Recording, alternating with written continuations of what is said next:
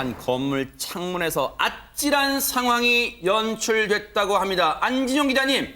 네, 어제 오전 부산의 구포동에서 있었던 일인데요. 이 한 모텔 5층에서 한 남성이 투신을 하겠다고 뛰어내리겠다고 하면서 이런 식으로 난동을 부렸습니다. 아이고. 근데 이런 자칫 큰 사고로 이어질 수밖에 없기 때문에 경찰 특공대가 출동을 했는데요. 아하. 이 남성을 구하기 위해서 경찰 특공대가 굉장히 어려운 결정을 하게 됩니다. 지금 저 상황이네요. 아이고, 네. 남성이 지금 계속 위험하게 들락거리고 있죠. 어허. 5층 높이기 때문에 떨어지면 굉장히 크게 다칠 수 있기 때문에 네. 아래에는 바로 에어매트가 깔렸고 어허. 안쪽에서는 저렇게 설득 작업이 계속되고 있습니다. 지금 경찰이 또 객실 안쪽으로 들어갔군요. 그렇죠. 근데 지금 경찰 특공대네. 네, 경찰 특공대가 갑자기 딱 저 남성을 방 안쪽으로 밀어 넣었죠. 그러면서 이 남성을 제압을 하고 일사불란하게 이 상황이 종료가 됐습니다. 정말 양동 작전으로 저렇게 이 순식간에 제압이 되는데 근데 대체 저 남성 왜 저런 행동을 한 걸까요? 최진봉 교수님. 뭐라고 얘기를 하고 있냐면 새벽 5시경에 경찰에 전화를 합니다. 저 남성이 모텔에 들어와서 투숙을 하거나 전화를 해서 다른 누군가가 협박을 하고 있다 본인을 어허. 경찰이 출동해달라. 그래서 출동을 했어요 경찰이. 그랬더니 그 자리에 지금 저 아까 난간에 앉아 있었잖아요. 저 앉아 있는 상태에서 협박을 하기 시작합니다. 뭐라고 얘기하냐면 경찰에게 지방에 있는 모친을 불러달라. 어머니 불러달라는 거예요. 그러니까 경찰은 사실 협박받고 있다고 신고를 해서 들어갔는데 경찰이 출동하고 나니까 딴소리를 하고 있는 거잖아요. 네. 지금 그러면서 위험한 저 모습을 계속 하고 있었다고 알려지고 있습니다. 네, 당시에 긴박했던 상황 한번 보시고 이어가 보도록 하겠습니다. 좋아. 그렇지. 아이고, 잡아요. 와.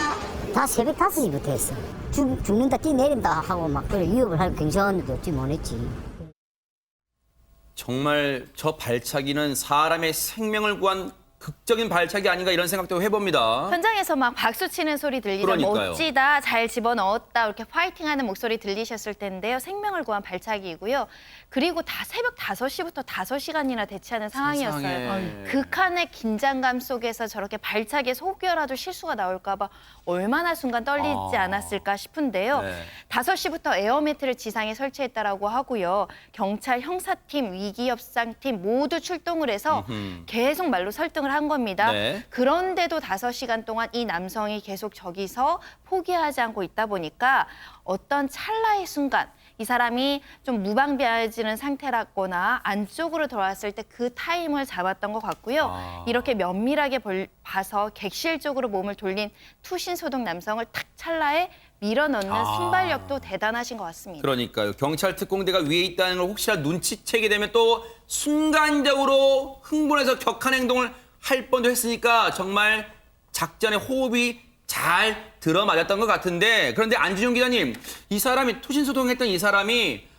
어머니를 불러달라고 했잖아요. 혹시 절절한 사연이 있습니까 혹시? 네, 이렇게 지방에 있는 어머니를 불러달라고 하고 또 경찰관을 불러달라고 얘기를 하는 거 보니까 이 사람이 어떤 할 얘기가 있는 게 아닌가 싶었던 거죠. 정작 그거에 대한 정확한 목적은 얘기하지 않았는데 횡설수설하는 걸로 봐서는요. 마약류 투약에 정황이 있었다는 겁니다. 실제로 이 현장에서는요. 이 투약에 쓰인 일회용 주사기 하나가 발견이 됐고요. 이 남성은 이 검사에서 마약류 양성 반응이 나온 것으로 확인됐습니다. 아니 부산 시내 한복판에서 마약 투약 이후에 소동이라뇨, 이인철 변호사님. 그래서 이 사람은 지금 혐의가 마약 투약 혐의, 그다음에 이제 모텔의 업무를 방해했고 또 모텔 물건을 손괴했기 때문에 손괴죄도 되는데요. 네.